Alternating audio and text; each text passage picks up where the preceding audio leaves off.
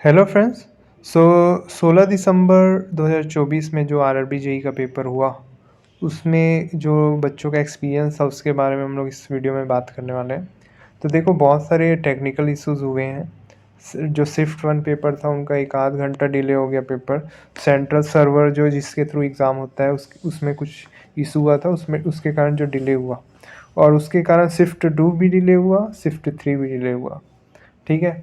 और एक बच्चा जो शिफ्ट टू में उसका पेपर था, उसके एक्सपीरियंस के हिसाब से उसके साथ क्या हुआ कि उसके कंप्यूटर में कुछ इशू हो गया, मतलब लॉगिन नहीं हो रहा था।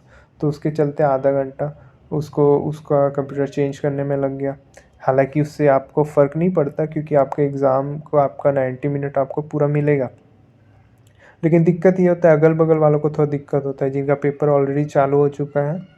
तो आपके करते टाइम जो बातचीत होता है उसके कारण उनको डिस्ट्रैक्शन होता है। ठीक है, अब जो है वो है उसमें करना है।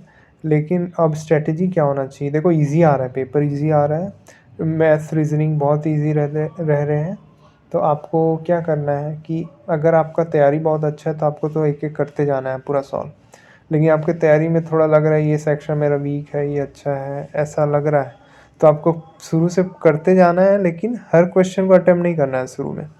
आपको लग रहा है ये बन रहा है और इजी है जल्दी, क्योंकि टाइम का भी ध्यान रखना है, 90 मिनट्स ही है। तो ये बन रहा है तो जल्दी बन जाएगा तो कर लो सॉल्व।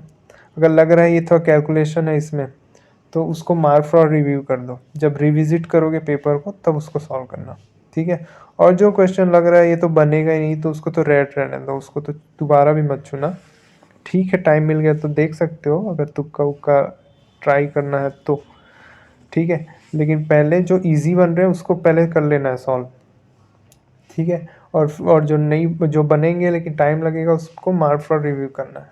इससे क्या होगा, आप लास्ट में ऐसा ना हो कि आप हर को सॉल्व करते रहो और बहुत सारे क्वेश्चन टाइम की कमी के कारण बच जाए जो कि बहुत जल्दी बन जाने वाले थे।